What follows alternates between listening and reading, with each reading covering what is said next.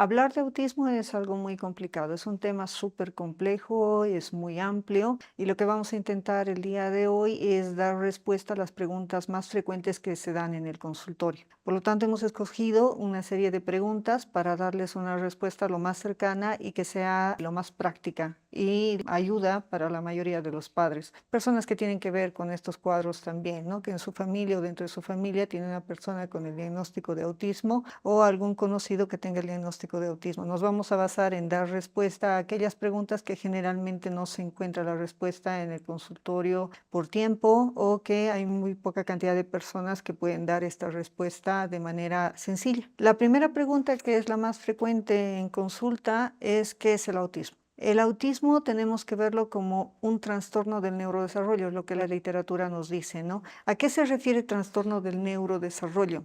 Se refiere a que cuando se está produciendo o se está conformando, estructurando el cerebro en el vientre de la mamá durante el proceso del embarazo, va a producirse una serie de eventos ya que alteren la estructura del cerebro. Pero no solo nos tenemos que enfocar en una alteración a nivel de la estructura del cerebro, sino también que se puede alterar el funcionamiento del cerebro. Por eso se dice que es un trastorno del neurodesarrollo, cuando el cerebro o el sistema nervioso se está constituyendo tanto en estructura, vuelvo a repetir, como también en funcionamiento. ¿Cuáles son las causas que producen eso? Son muchísimas. De hecho, se habla de la tormenta perfecta dentro de lo que es el autismo, porque va a haber, digamos, causas de tipo genéticas, pero también medioambientales, que voy a tratarlas al final del video. La siguiente pregunta que me hacen mucho los papás es ¿cómo diagnostico o cómo me doy cuenta que mi hijo entra dentro de lo que es el espectro del trastorno autista? Para entender eso tenemos que poner ciertos parámetros. ¿Qué es un espectro?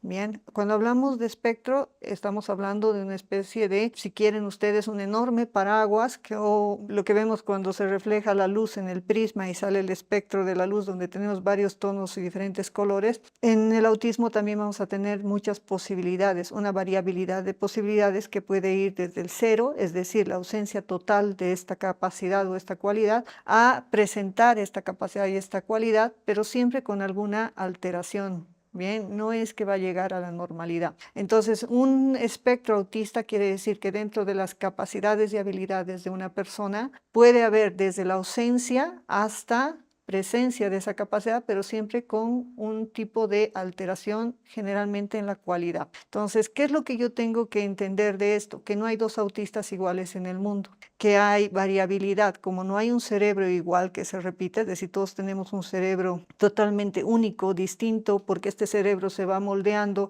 con nuestra vivencia, con nuestro contexto, con todo lo que vamos acumulando en el día a día y en el continuo de nuestra vida. Es igual en el caso del trastorno del espectro autista, porque cada autista es diferente. Eso complica muchísimo el diagnóstico, porque al ser diferentes es difícil encajarlos en, digamos, parámetros que nos permitan dividir incluso el autismo o poner una especie, yo le llamo receta de cocina, donde se repiten los síntomas y solo hago un checklist, puedo diagnosticar autismo. Es muy complicado el diagnóstico del autismo y tiene que hacerse por gente que esté preparada y haya estudiado y tenga mucha experiencia para este diagnóstico. Entonces, ¿qué es lo que tengo que observar en un niño pequeño?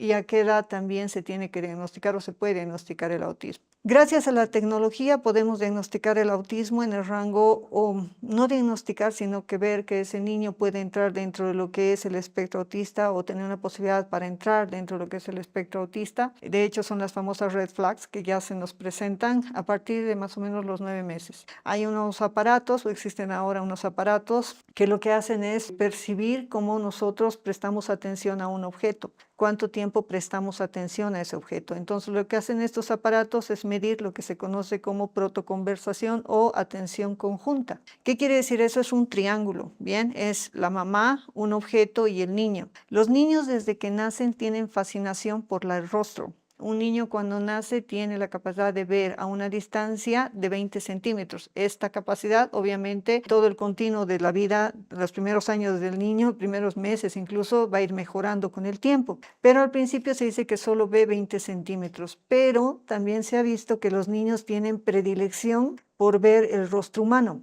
¿Ya? Entre todos los estímulos que puede percibir un niño pequeñito, lo que quiere ver más que otras cosas es el rostro humano. Entonces, cuando ve el rostro humano, el niño lo que hace es ver ojos y boca. ¿Para qué? Para ver los movimientos que hace la boca, ¿ya? Y obviamente tratar de identificar lo que está emocionalmente transmitiendo la persona por medio de la lectura de los ojos. Entonces, con un niño pequeño lo que va a hacer es mirar los ojos de la mamá o del primer cuidador, que en este caso vamos a poner mamá, va a mirar los ojos de la mamá, luego la boca, y después si la mamá introduce un objeto, es decir, una sonajera o la leche o algo, el niño va a mirar a la mamá, va a mirar el objeto y va a volver a mirar a la mamá.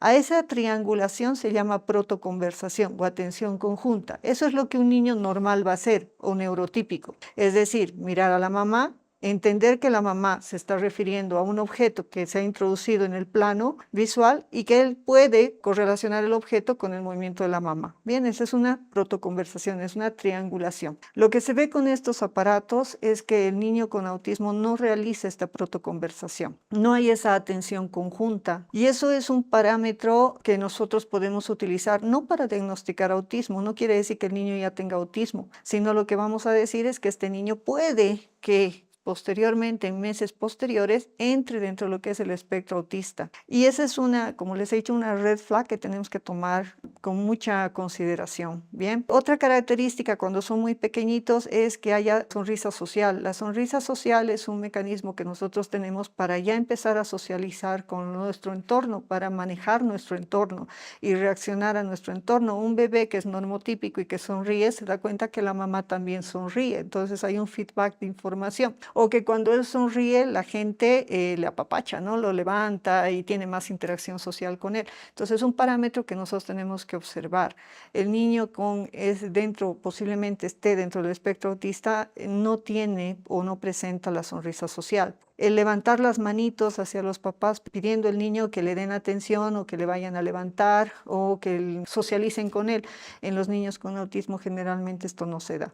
Entonces son parámetros que una persona que tiene la experticia, que tiene el conocimiento, va a ir observando en el niño. ¿Quién debería observar estas características? Los pediatras y también los padres. Bien, el pediatra lastimosamente por el tiempo que tiene para ver a niños, especialmente en las consultas que son de salud pública o seguridad social, sistemas donde hay mucha consulta o muchos pacientes, no tiene el tiempo para ver estas cosas en muchas ocasiones, ¿bien? Y también los padres tienden a no fijarse en estas características. Entonces, ¿qué sucede? Tenemos el problema de que diagnosticamos el autismo entre los 5 y 6 años, o 4, 5, 6 años, ¿bien? Cuando ya estas características son muy evidentes. El problema es que hemos perdido tiempo y hemos perdido un tiempo valioso en el desarrollo de ese cerebro que no nos podemos dar el lujo de perder. Entonces, los primeros indicios están ahí. El detalle es saber qué buscar y qué es lo que tenemos que observar. Cuando va creciendo el niño, tenemos que tomar en cuenta algo que se conoce como hitos del desarrollo o ventanas de oportunidad. ¿Qué quiere decir eso? Que cuando el cerebro se va formando, va creciendo en el continuo de nuestra vida, tiene que ir adquiriendo ciertas capacidades en determinado momento. Si no adquiere esas capacidades en el momento indicado, no es que no las pueda conseguir después, sino que la calidad con que va a conseguir esas capacidades van a ser mucho menos que las que tendría esa capacidad si las hubiera adquirido en el momento ideal. Por ejemplo, en el desarrollo del niño, los primeros 2 años, lo que desarrolla es la parte sensorio-motora, ¿bien? Y ahí tenemos en psicología mucho se habla y también en pediatría que los pediatras, psicólogos y las personas que trabajan con los niños están obligados básicamente a conocer al detalle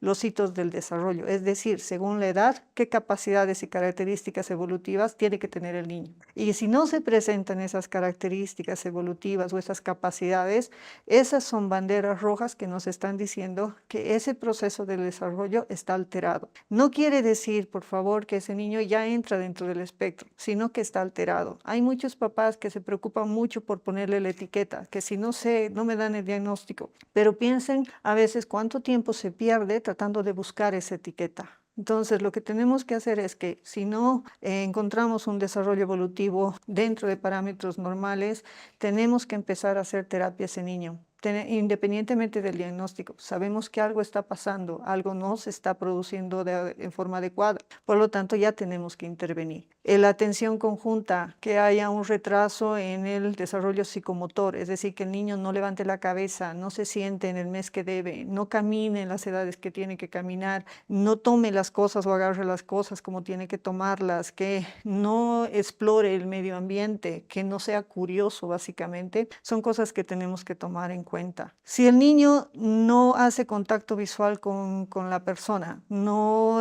me mira, bien, eso también es un parámetro que nos tiene que llamar la atención. Si el niño no desarrolla lenguaje en las etapas que tiene que desarrollar lenguaje, me tiene que llamar la atención. ¿Qué tiene que presentar el niño? En los primeros, alrededor de los 9 meses más o menos, 6 a 9 meses, el balbuceo o lo que se llama el laleo. El niño tiene que jugar con su aparato bucofonatorio, haciendo que esté madure, ¿no? Preparándolo para el lenguaje. Tenemos que saber a grandes rasgos que alrededor del año y un mes, un año, 2 meses, el niño tiene que presentar lo que se conoce como la holofrase o palabra frase, es decir, una palabra que represente todo lo que el niño quiere decir. Por ejemplo, mamá, y que extienda las manos significa mamá, por favor, levántame, tengo hambre, o apapáchame. Una sola palabra utiliza el niño para decir toda una oración, una frase. Es intento de comunicación, ¿no? Y el niño lo está desarrollando. Después, a los 2 años más o menos, va a empezar a utilizar 2 o 3 palabras sin articulaciones, es decir, sin utilizar artículos todavía, pero ya va a utilizar 2 o 3 palabras, lo que se llama habla telegráfica. Es como un telegrama, ¿no? Muy pocas palabras, pero que ya significa algo, que nos da una intención de comunicación y que el niño ya empieza a crear un discurso. Lo interesante, a los 5 años, el estallido del lenguaje, ¿no? El niño ya tiene un lenguaje con el cual ya puede él controlar su entorno, pero lo más interesante, el niño ya en este momento empieza a entender tiempos. Si a un niño pequeñito le preguntas de 5 años, lo recoges del colegio, o 4 años, lo recoges del colegio y le preguntas, ¿qué ha pasado hoy en el colegio? Es como abrir un dique, ¿no? Te va a empezar a contar todo lo que ha ocurrido en el día. Incluso va a imitar la voz de la profesora si es que le ha contado un cuento. Entonces tiene la capacidad no solo de hablar, sino que tiene la capacidad de entender algo que ha pasado y algo que va a venir. ¿Eso qué quiere decir? Que está manejando el tiempo, que está empezando la percepción del tiempo. Entonces son detalles de un desarrollo neurotípico a grandes rasgos que nosotros tenemos que conocer.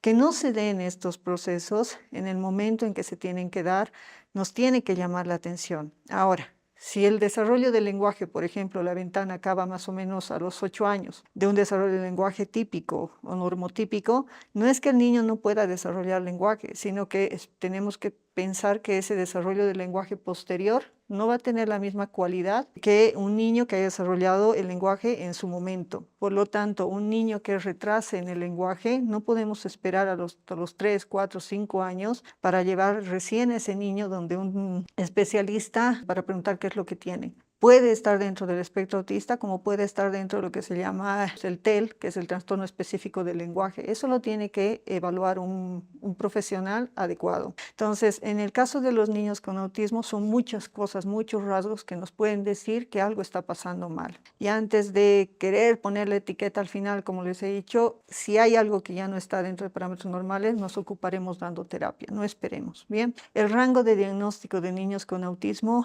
es aproximadamente entre los 4 y 6 años, pero ya hemos perdido esas ventanas de oportunidad, hemos perdido esa etapa en la que podíamos trabajar para mejorar el desarrollo de ese niño. No vamos a curar el autismo no tiene cura en el momento, en este momento, bien, en el mundo entero, no hay cura, pero sí hay terapias que pueden ayudar a mejorar la calidad de vida de ese niño. Y si diagnosticamos en etapas tempranas, lo ideal es diagnosticarlos entre 2 o 3 años y empezamos una terapia que sea la adecuada, y en los tiempos adecuados, pues vamos a mejorar la calidad de vida exponencialmente de esa persona, ¿no? No es que no se pueda trabajar con un niño que llegue a los 8 años a consulta o 9 años, pero ya hemos perdido mucho tiempo y a veces ese cerebro ya no tiene esas capacidades que tenía antes para poder trabajar. Dentro de las características del autismo, a veces los papás me preguntan por qué mi hijo, he leído en internet que todo el mundo saca las escalas para diagnóstico del internet, me dicen, mi hijo aquí dice que no mira, un autista no mira, pero mi hijo me mira, bien, entonces no es autista. No, las características o las posibilidades dentro del autismo son tantas y son tan variadas que, como les he dicho, es un espectro. Puede ir de 0, ausencia total, a estar presente. Entonces, dentro de lo que se considera un signo importante del autismo es la capacidad de entablar o mirar a la persona, lo que nos está diciendo básicamente también un rasgo social de la persona. Hay un 30% aproximadamente de autistas que sí pueden mirar bien a la persona, pero aquí viene algo muy interesante, tratar de responder por qué un autista no mira. ¿Por qué los autistas huyen a mirar el rostro?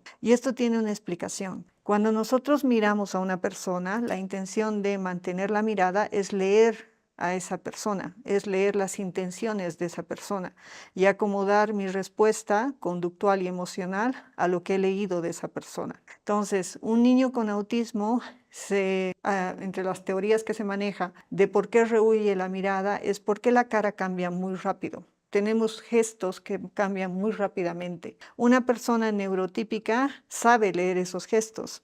Y como cambia tan rápidamente, tu cerebro tiene la capacidad también, que se llama flexibilidad cognitiva, de cambiar tu respuesta a lo que tú estás leyendo. Bien, les voy a dar un ejemplo. Si yo estoy muy feliz y me he ido muy feliz en el día, pero me encuentro con mi amigo o mi amiga y yo veo que mi amigo está con una cara muy compungida, que está triste, yo no voy a ir a decirle lo bien que me ha ido en el día. Bien, voy a poner mi tono emocional en resonancia a lo que estoy viendo. A eso se llama teoría de la mente. A eso se llama a una función que es muy importante para poder vivir en sociedad. Nos permite regular nuestra conducta a las necesidades de las demás personas. Bien, esto es un problema para las personas con autismo porque se ha visto que no pueden o no generan una adecuada teoría de la mente. Por lo tanto, ellos no pueden cambiar su conducta o adecuar su conducta o su respuesta a las características de esos gestos emocionales que leen los demás. Al mismo tiempo, el cerebro del niño con autismo, bien, hay dos hemisferios, como todos ustedes saben, uno derecho y uno izquierdo. Se dice que el hemisferio derecho es el de la novedad, bien, y el izquierdo es de las cosas que hemos aprendido en forma rutinaria.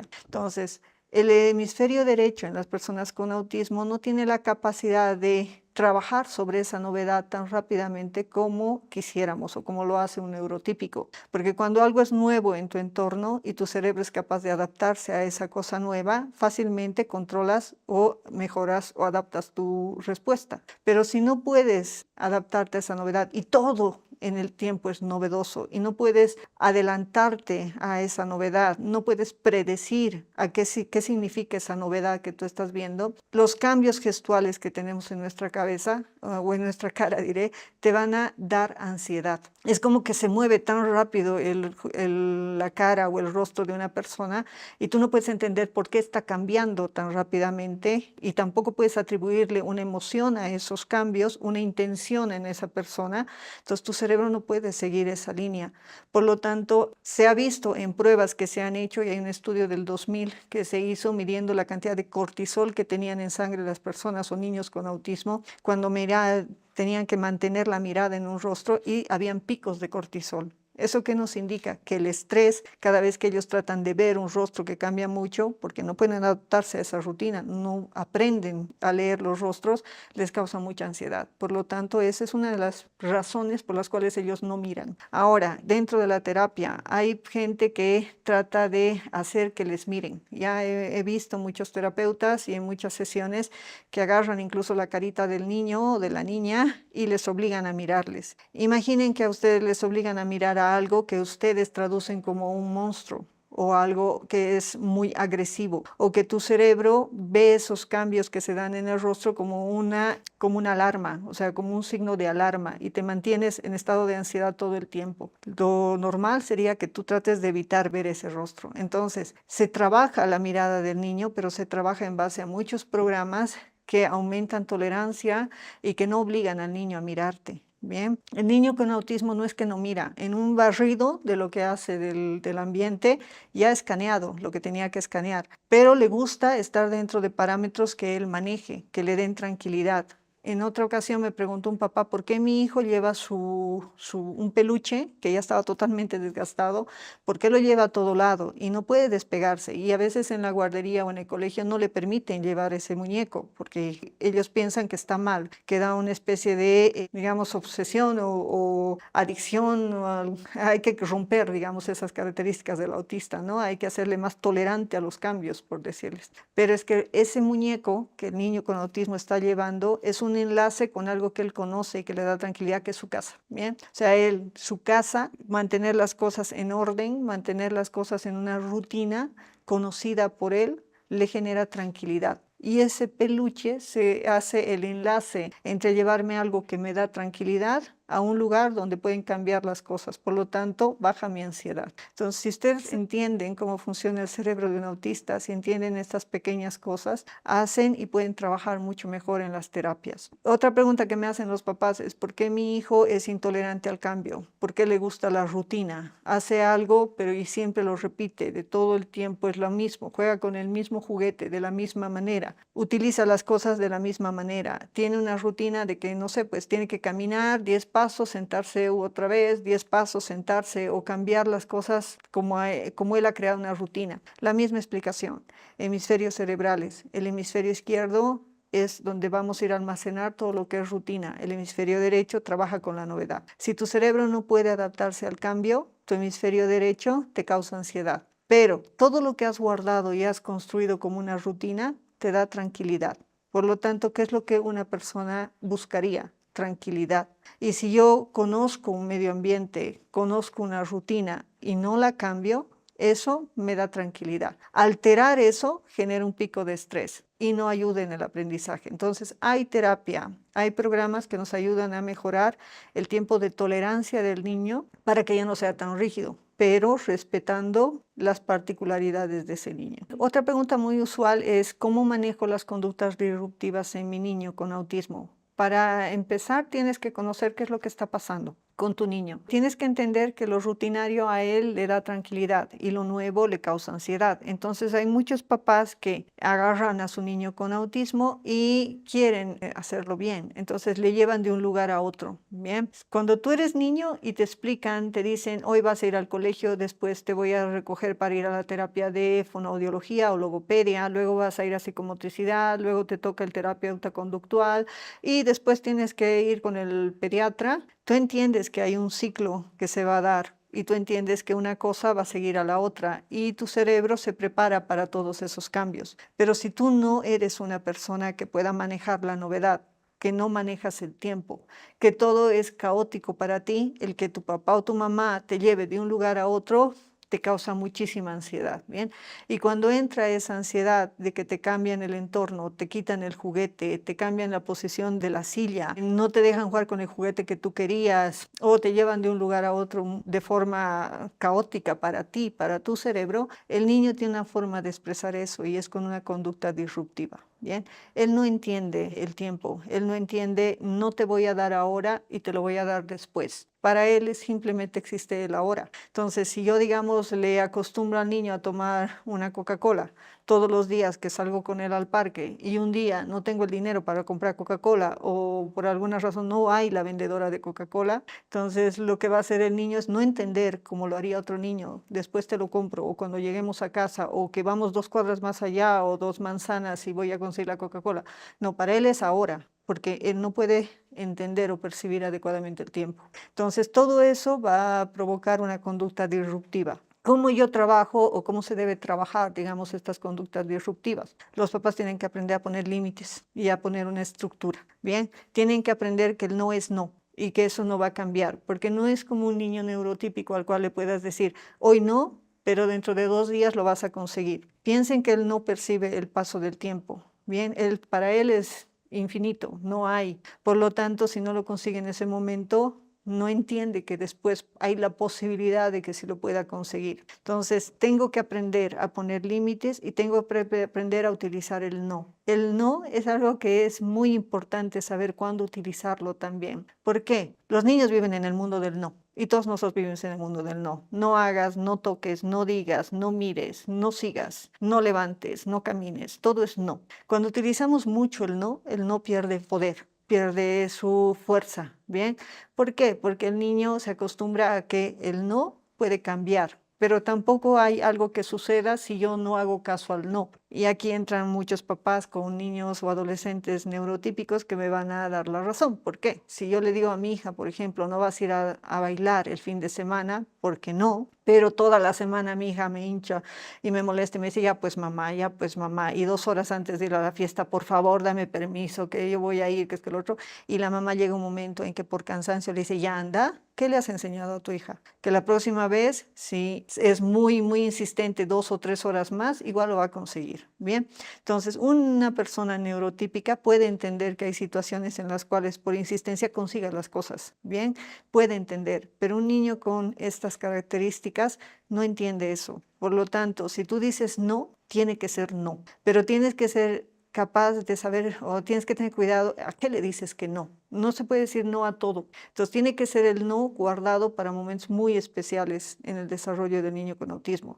Cuando tú estás viendo que el niño está lanzándose de un lugar que es peligroso, ese no tiene que salir. Pero cuando lo escucha el niño tiene que entender que ahí se acabó. O sea, hasta ahí llegó. Y esto ayuda mucho porque tienen impulsividad. Entonces, en muchos casos se ha visto que los niños en la calle pueden escaparse y hacerse atropellar. Entonces, el no en esos momentos es muy útil. ¿Qué hago para no usar el no todo el tiempo? Pues me invento un sonido, otra palabra, un ey, cualquier cosa que no sea el no. Pero tengo que saber a qué le digo que no, ¿bien? Y tengo que estructurar toda su vida. Mientras más fiable sea lo que va a pasar, mientras él sepa de mejor manera lo que va a venir adelante, esas conductas disruptivas van a disminuir. Si lo mantengo en un mundo caótico donde él no sabe qué va a pasar, esas conductas disruptivas se van a incrementar. Si yo utilizo el no todo el tiempo para limitar mucho, pero no soy consecuente con mi no, también esas conductas disruptivas van a incrementarse. Otra pregunta que hacen los papás es ¿por qué hay alteraciones sensoriales? ¿Por qué mi hijo no le gusta que le abrace?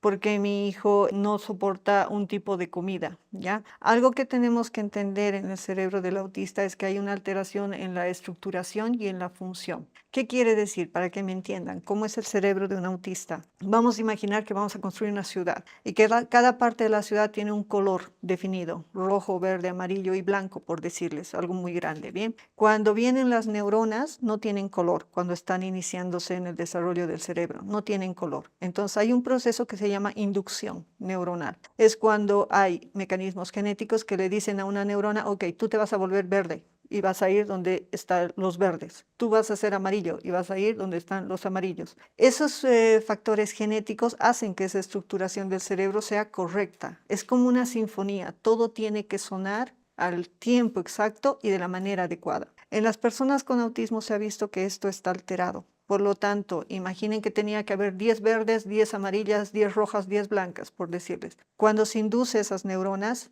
muchas de las neuronas que tenían que ir al lugar verde terminan en el lugar rojo. Por lo tanto, vamos a tener 15 neuronas en el lugar rojo cuando teníamos 10, pero vamos a tener 5 en el lugar verde donde teníamos que tener 10. Por lo tanto, va a haber mayor cantidad de neuronas en algunos lugares y menor cantidad de neuronas en otros lugares. Eso hace que algunas áreas del cerebro de la persona con autismo trabajen mucho más y otras áreas tengan menor capacidad, o sea, son hipofuncionantes. En el caso de las sensaciones, se ha visto que muchos autistas tienen muchísima mayor cantidad de neuronas en la corteza sensorial. Por lo tanto, alguno de los 5 sentidos o más de uno pueden estar hiperfuncionantes o hipofuncionantes. Cuando están hiperfuncionantes, quiere decir que son más reactivos a los estímulos que cualquier otra persona respondería de manera normal. Y cuando son hipofuncionantes, es como si tuvieran una especie de anestesia y no responden a estos estímulos de la manera en que los demás lo hacen. Entonces, ¿qué tendríamos? Hay niños con autismo que aparentemente no perciben el dolor. Pueden estar con la manito atrapada en la puerta y no les duele. ¿Eso qué quiere decir? Que hay una hipoalgia, ¿no? Es una disminución de la percepción del dolor. A nivel de su cerebro no se percibe adecuadamente el dolor. Esto es grave. ¿Bien? ¿Por qué? Porque el dolor es un mecanismo de sobrevivencia. A ti te duele para evitar un daño mayor en los tejidos, pero si está disminuido es un problema porque pueden causarse daño y no percibir como deberían el daño. Bien, no estoy diciendo que no haya percepción del dolor, solo que está disminuida. Pero también tenemos problema con la hipersensibilidad, y eso también puede estar en los 5 sentidos. Por ejemplo, hay niños con autismo que no pueden vivir sin tapones en los oídos. ¿Por qué? Porque los sonidos sonidos ambientales que nosotros generalmente percibimos en forma adecuada y los manejamos en forma adecuada, ellos los perciben como dolor. Entonces, si algo te duele, es algo que no vas a poder cambiar, porque si hay algo a lo que el cuerpo humano no se adapta, es al dolor. El dolor es un mecanismo de defensa de nuestro organismo, entonces no puede haber que hay gente que piensa, bueno, entonces voy a estimular frecuentemente eso, ya digamos el sonido, voy a hacer que esté percibiendo sonidos agudos todo el rato, pensando que se va a volver tolerante a eso, pero es que tú no te vuelves tolerante al dolor, ¿bien? Siempre va a doler, porque es un mecanismo biológico de defensa, evolutivo de defensa de tu cuerpo, no es adaptativo. Entonces, no va a dejar de doler. Hay niños que no toleran cierto tipo de texturas en los alimentos. Esas texturas, les voy a dar un ejemplo, el plátano tiene una textura muy especial que tú no la percibes porque eres neurotípico, pero tiene una textura que es especial, o la mandarina, que es muy ácida, por decirles, ¿no? Entonces, eso él lo percibe como algo que incluso puede ser molesto o le causa dolor, por lo tanto puede sentir náuseas, y hay gente que intenta darle esa comida porque tiene que comer, no busca otra, o busca otra opción. Hay niños con autismo que no soportan un cierto tipo de luces brillantes, les causan daño porque es mucho estímulo a nivel de la retina, o que puede incluso hacer que presenten conductas disruptivas tratando de escaparse de esas luces brillantes. Bien. O hay niños que no soportan la ropa o no soportan que los abracen. Yo sé que esto es muy doloroso para muchos padres, porque no hay padre en el planeta que no quiera abrazar a su hijo, o madre que no quiera abrazar a su hijo. Pero en los niños con autismo que no soportan que los toquen, es porque esa percepción está súper alterada, y entonces cuando los abrazas ellos sienten molestia e incluso dolor. O que tienen problemas para cambiar la ropa, de la ropa muy usada, que ellos se han acostumbrado a ropa nueva. Cuando nosotros usamos, por ejemplo, un zapato nuevo, el zapato nuevo que estamos usando es relativamente duro, ¿no es cierto? No es como el zapato que ya lo tenemos acostumbrado a nuestro pie. Entonces hay papás que vienen incluso con vergüenza al consultorio y dicen, doctora, es que ya le he comprado zapatos, no crea que no es que no tengo para zapatos, solo que él insiste en ponerte esos zapatos y no quiere otros zapatos más. Y es porque se ha acostumbrado a esos zapatos porque ya no le causan dolor, ya no le molestan,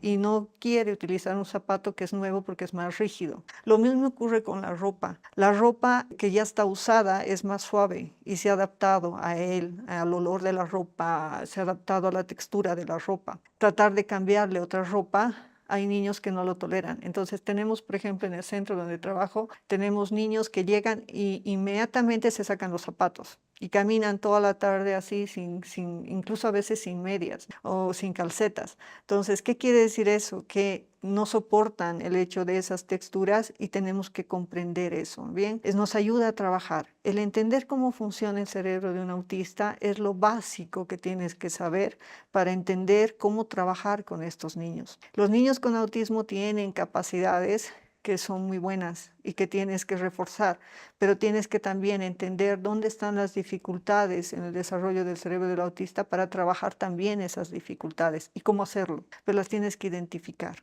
Otra pregunta de los papás es por qué tienen movimientos que se llaman estereotipias. Bien, ¿por qué hacen ese tipo de movimientos? Pueden ser movimientos muy simples o muy complejos. Movimientos de aleteo de manos, movimiento de dedos, ellos se balancean o hacen girar los objetos, bien, o simplemente tocar ciertas estructuras, caminar de puntitas de un lado al otro, agitando las manos, o hacer sonidos. O sea, son movimientos que son repetitivos y se llaman estereotipias porque no tienen una función, o sea, no cumplen una función, un objetivo. Cuando tú, digamos, mueves algo de tu cuerpo, es un movimiento motor dirigido a un objetivo. Bien, levantar el vaso y tomar agua es un objetivo. Una estereotipia es movimiento motor, pero que no tiene un objetivo en sí. Hay una teoría que dice que este movimiento motor en los niños con autismo sirve para que ellos puedan eliminar el estrés o bajar el estrés.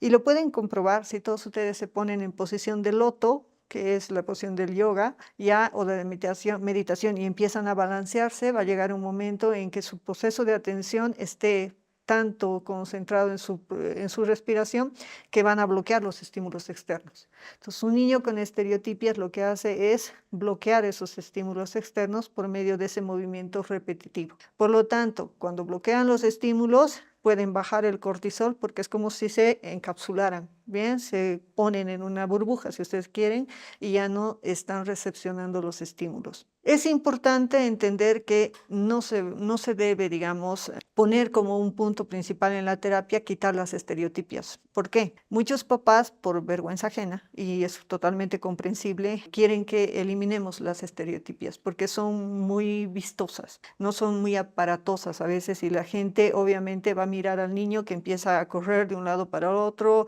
moviendo las manos, o va a agitar, o va a hacer mover los platos en la mesa, o va a empezar a hacer sonidos repetitivos. Obviamente los va a mirar, ¿no? Y eso causa un problema a los papás y a las familias. Por lo tanto, nos piden que retiremos las estereotipias. Podemos trabajar en eso y muchos terapeutas lo hacen, pero si tú reduces, digamos, una estereotipia, va a haber otra y se va a presentar otra. Bien, y a veces mucho más aparatosa de la que ha sacado. Aparentemente a veces disminuyen, pero después van a incrementar. ¿Cuándo se presentan? Cuando el niño se siente estresado. Entonces, cuando un niño siente que ya no puede hacer o no entiende lo que le están pidiendo, o le están pidiendo más de lo que él puede hacer, digamos una tarea en consulta, y que sea de un nivel superior a lo que él puede hacer, el niño empieza a frustrarse. Al principio va a tratar de hacer la tarea, pero como no sale, la frustración va a incrementarse y lo que él va a hacer es conducta disruptiva y movimiento estereotipado para bloquear el estímulo. Entonces, lo que tenemos que hacer en estos momentos es obviamente saber qué tareas puede hacer,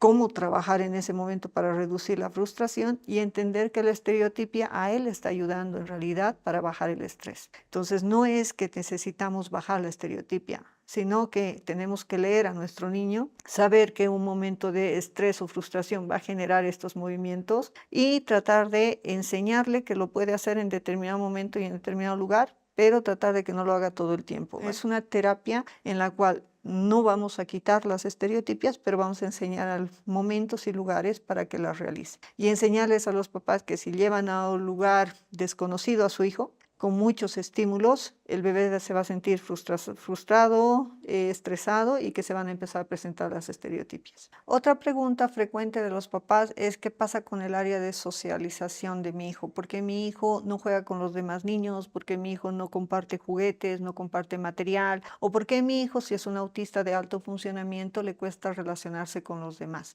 Primero, tengo que ver si el niño desarrolla lenguaje. El desarrollo del lenguaje es primordial para regular una interacción social. Si el niño no comprende el lenguaje y tampoco el niño produce lenguaje, que son dos áreas en el cerebro distintas, ¿ya? Y que tiene su base neurobiológica, el entender por qué no comprende o por qué no produce lenguaje, ¿ya? Tiene una dificultad para relacionarse con los demás. Si tú no comprendes el lenguaje, no entiendes las reglas del juego, no entiendes que si este juguete lo vas a prestar, te lo van a devolver, no entiendes o no percibes el tiempo. O sea, es muy complicado esto de que no comprendas el lenguaje. De hecho, en terapia, cuando un niño comprende el lenguaje, aunque sea de tipo gestual, que es la base, no hablamos de lenguaje solo con el lenguaje hablado, sino como proceso de comunicación en general. Si el niño comprende el proceso de comunicación, tenemos un buen trecho del camino andado, ¿vale? Y después nos preocuparemos en que el niño produzca lenguaje. Ahora, volvemos a lo del espectro. Puede ser que un niño desarrolle lenguaje, como puede ser que un niño con autismo no desarrolle lenguaje. Entonces tenemos toda la variabilidad de eso, ¿vale? Si un niño comprende el lenguaje, ya tenemos un punto para trabajar. Nos vamos a preocupar en que produzca lenguaje. Y un niño que comprende y produce lenguaje también va a tener problemas en la interacción social, pero la base es el lenguaje. ¿Por qué tienen estos problemas? Porque no pueden o tienen dificultad para desarrollar lo que se conoce, y ya lo había citado, como teoría de la mente. La teoría de la mente es entender que yo tengo pensamiento, que la otra persona también tiene pensamientos y que esa persona entiende que yo genero pensamientos. Entonces es la capacidad de ponerme en el lugar de la otra persona, entender y poder leer los gestos e intenciones de la demás persona, entender las emociones de lo que estoy leyendo en la otra persona y adecuar mi conducta a esa persona. Bien, es Les doy un ejemplo, es como cuando tú vas en la calle, este ejemplo me gusta y lo hago mucho en la universidad, es como cuando tú vas en la calle y ves una pareja que está viniendo caminando hacia ti y de pronto están muy felices, agarrados de la mano, tomados de la mano y de pronto la chica le suelta de la mano al muchacho porque sonó su celular y él vio su celular. Tú que no has visto, no tienes idea, pero solo con esa escena tú te creas toda una historia, ¿no? ¿Por qué? Le soltó de la mano. ¿Por qué? Cuando vio el celular. Eso puede ser que le esté siendo infiel o ha visto el nombre del contacto que ha llamado y eso implica un montón de cosas. Entonces, esa es hacerse una teoría de la mente. Bien, es crear una historia, digamos, o entender las posibles intenciones que tenga una persona. Entonces, eso básicamente es algo que difícilmente las personas con autismo tienen y que es muy necesario para regular socialmente a nuestro entorno. Si tú no puedes leer a las demás personas, no puedes entender sus intenciones. Por lo tanto, muchas de estas personas pueden ser consideradas dentro de tu cerebro, percibidas en tu cerebro como una amenaza. Y no entiendes que esto va a pasar o que te van a devolver el material o que simplemente para jugar al resbalín tienes que esperar turnos. ¿No? No entiendes que hay que esperar turnos, las reglas de los juegos, no entiendes. ¿Qué pasa con los autistas de alto funcionamiento que sí tienen lenguaje, que desarrollan un lenguaje que dentro de parámetros que podemos considerar normales? Ellos no entienden la ambigüedad del lenguaje.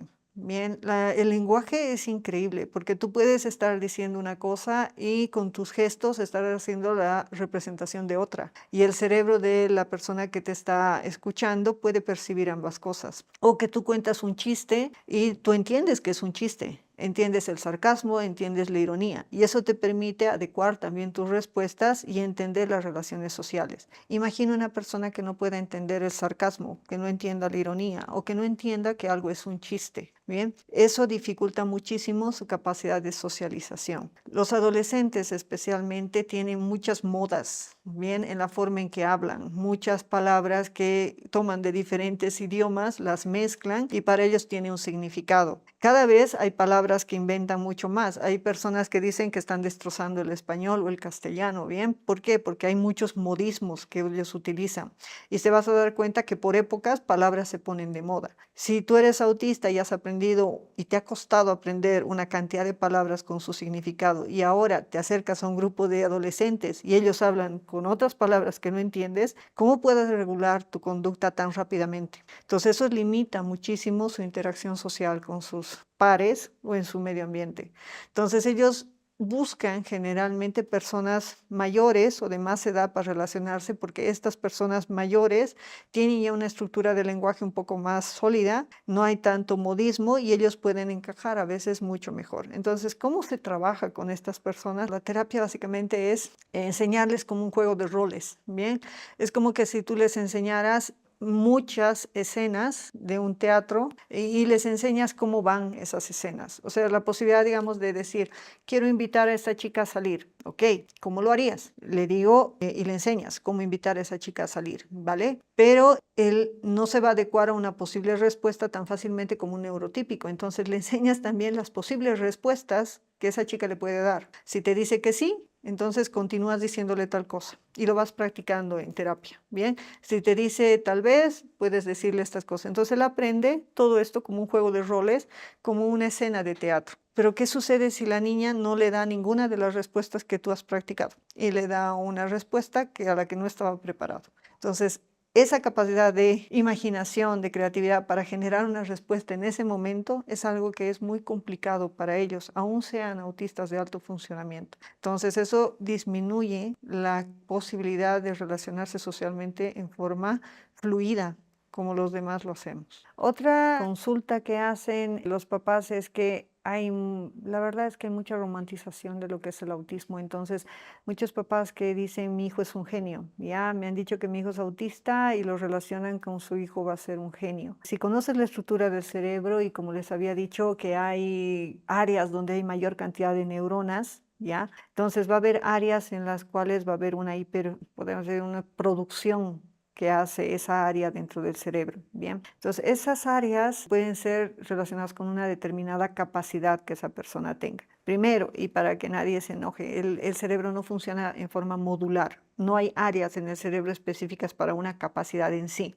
El cerebro trabaja con redes neuronales, pero puede ser que el incremento de neuronas en alguna de esas redes neuronales haga que esta persona tenga una capacidad en mayor grado que un neurotípico. Entonces se da lo que se llama el síndrome de Savant. El síndrome de Savant es los pequeños genios, ¿ya? O sea, son personas que, por ejemplo, y tenemos, puedo dar ejemplos en el cine, ¿no? Todos han debido ver la película Rain Man, en el que el hermano, ¿ya? Lo que hacía era leer un libro y podía decirte en qué lugar del libro, qué decía exactamente en forma literal, ¿no? Y él lo utiliza a su hermano para ir a jugar cartas en un casino, porque él podía recordar el número de cartas que salían y la secuencia. Entonces, son personas que tienen una memoria que podríamos llamar fotográfica, pero que no existe ya, una memoria muy buena, pero el problema es que el tener esa gran cantidad o esa capacidad en un lugar, en una red neuronal, hace que las otras redes neuronales tengan menos capacidades. Entonces, como que explota una, ya se ve magnificada, por decirte, pero hay un proceso de descompensación en las demás áreas. Entonces, cuando dicen mi hijo es un genio y mire, doctora, puede saber números, realiza estos cálculos matemáticos o tiene una memoria increíble, sí, pero veamos el otro lado. Tiene lenguaje, tiene capacidad de flexibilidad cognitiva, tiene imaginación, tiene creatividad, su parte sensorial está adecuada o hay una hiposensibilidad. Entonces piensen que algo que se produce así está en desmedro de otras áreas. Entonces cuando hablamos de genialidad, sería lindo que los autistas sean genios, pero que sea compensado con otras capacidades que les ayuden a que esa genialidad les sirva en su vida, sea útil para ellos. Bien, pero si yo puedo simplemente recordarlas, todo lo que dice un libro, pero no puedo utilizar lo que he aprendido de ese libro para mi día a día, ¿de qué me sirve? Bien, entonces sí se da o se puede dar un porcentaje de síndrome Savant en los autistas,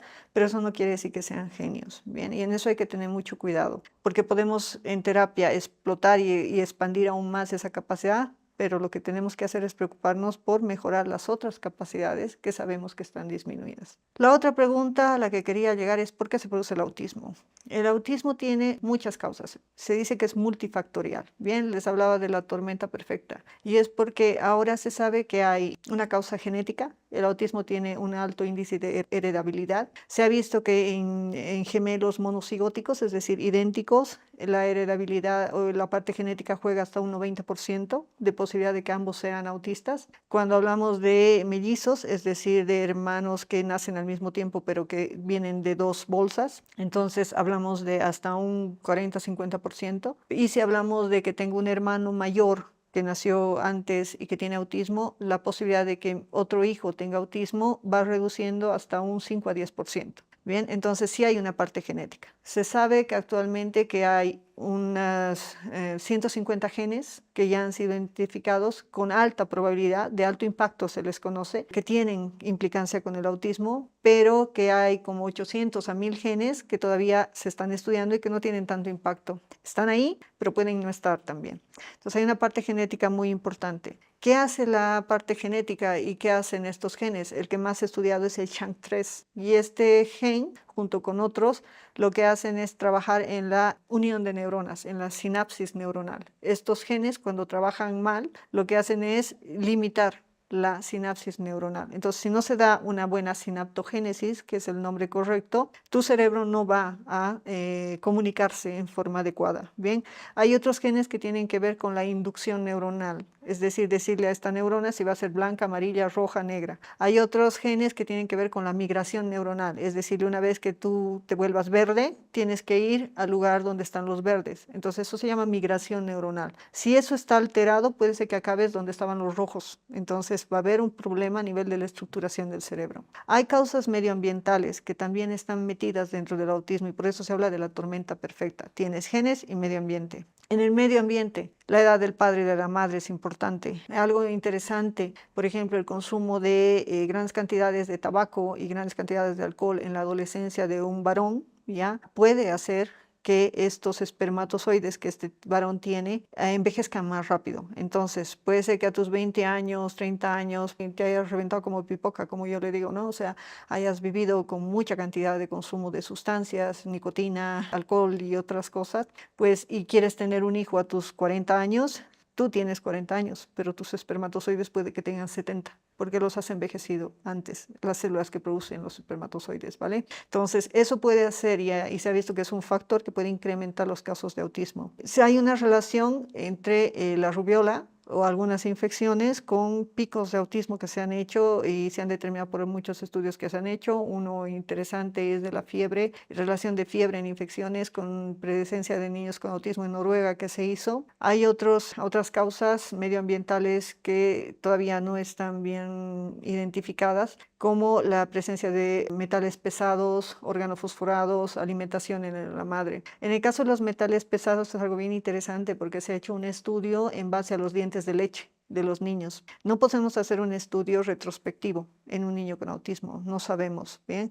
No se puede. Entonces se ha visto que si cogemos los dientes de leche del niño, imaginen un diente de leche como un árbol. En los anillos del árbol, ¿no? Cada vez que cumple un año, un árbol hace un nuevo anillo y va creciendo. En los dientes de leche son como capas que se van sumando una tras otra. Entonces, si nosotros tomamos un diente de leche y le hacemos un estudio de metales pesados, se ha visto que hay altos índices o se relaciona la cantidad de plomo que se identifica en esos dientes de leche con los cuadros de autismo. Entonces ya tenemos un metal pesado que está relacionado con esto y que es medio ambiente y es epigenética. Bien, entonces son muchas las causas, como les digo, que dan o pueden ser relacionados con la presencia del autismo. Lo que tenemos que entender es que es un multifactorial que depende de muchas cosas y que están metidos genes de ambiente ahí, ¿no? ¿Quién diagnostica el autismo? Y esto es para terminar. El clínico, ya la persona que es la llamada para el diagnóstico del autismo es un pediatra del desarrollo, que no es un pediatra, es un pediatra que se ha especializado en desarrollo del niño, un neurólogo, mejor si es un neuropediatra, que es un neurólogo que tiene la especialidad también dentro de pediatría. Esas son las personas, y un psiquiatra, mejor si es un psiquiatra infantil, ¿no? Son las personas encargadas de dar el diagnóstico clínico del autismo. Estas personas, si tienen mucha experticia, pueden hacer el diagnóstico en una visita, o sea, ver, relacionar las características y dar el diagnóstico de TEA, ¿no? Obviamente, una vez que den ese diagnóstico clínico, van a buscar que este diagnóstico clínico se vuelva un diagnóstico funcional y para eso van a llamar ¿a quién? A un neuropsicólogo clínico. Este neuropsicólogo clínico va a evaluar al niño y va a hacer un diagnóstico ya no de autismo, sino de qué áreas dentro del cerebro están involucradas, de qué áreas presentan una capacidad de desarrollo dentro de parámetros normales y qué áreas están disminuidas. Y luego el trabajo que se tiene que hacer es transdisciplinario, ya ni siquiera multidisciplinario, tiene que ser un sistema transdisciplinario. Entonces, un sistema transdisciplinario involucra a varios terapeutas. La clave ahí es un terapeuta conductual, la base. Viene interesante un foniatra, que es el que va a trabajar todo lo que es el lenguaje. Un psicomotricista, porque tiene que trabajarse el desarrollo psicomotor del niño. Tiene que haber una persona que haga estimulación temprana. Y eso es el equipo, ¿no? Junto con el pediatra, el neuropediatra, incluso el psiquiatra que está metido ahí. La familia también necesita terapia y también necesita aprender para trabajar con ese niño, cómo lo puede hacer, ¿bien? Terapias, hay un montón. Hay mucha, pero hay que saber diferenciar lo que es ciencia, pseudociencia y anticiencia. Ciencia es aquello que tiene validez científica, estudios científicos que sean de larga data y que demuestren que esa terapia funciona y que se mantiene en el tiempo. ¿Qué quiere decir eso? Que si se acaba el terapeuta o por alguna razón se quita la terapia, lo que se ha avanzado en el niño no se va a caer, bien, se va a mantener. Entonces quiere decir que ha habido una buena terapia. Pseudociencia, aquellas terapias que no tienen una validez científica o están en proceso de estudio. Y las anticiencias son aquellas que no tienen validación científica. Entonces, hay algo que me gustaría decir a los papás: no pierdan tiempo. El tiempo es crucial en el cerebro de ese niño. Si algo no tiene para perder ese niño es el tiempo. Entonces busquen un buen terapeuta que sepa pero qué está pasando en ese cerebro, que entienda lo que es el autismo y de esa manera va a poder ayudar adecuadamente a ese niño. Bien, en medicamentos, hay medicamentos que se pueden utilizar, pero se dice que los medicamentos se tienen que restringir lo máximo que se pueda. Se tiene que trabajar con medicamentos cuando hay epilepsia, que a veces se asocia en un buen porcentaje con epilepsia, cuando hay trastornos del sueño y cuando hay agresividad, pero una agresividad que ya no puedas controlar en terapia. Es decir, que hayas trabajado y que el niño se autoagreda o agreda a los demás de manera que ya no se lo pueda controlar. Conozco niños que tienen que vivir con casco porque van y se golpean su cabeza contra la pared o contra el piso. Entonces a esos niños sí hay que darles medicación. Para lo otro está la terapia, que no se sienta, que no me atiende, que no me mira, que no, su proceso atencional es muy bajo, muy pequeño, que aparentemente no aprende, su memoria está mal, hay terapia y se puede trabajar. Dura más, hay más costo, es más difícil, es muy dura, pero la ventaja es que no hay medicamentos de por medio, ¿no? Y los medicamentos no del todo son inocuos, siempre van a ir a alterar algo. Entonces hay que trabajar de esa manera. Es el consejo, ¿no? Si hay alguna pregunta que no hayamos podido responder durante este video y tienen más dudas, sería bueno si lo ponen en los comentarios y así vamos a recolectar más cantidad de preguntas que ustedes tengan para realizar otro video. Y si alguno requiere una consulta más particular o una consulta de algo que quieran más específico, pueden agendar una cita que se va a dejar el enlace al pie del video. Gracias.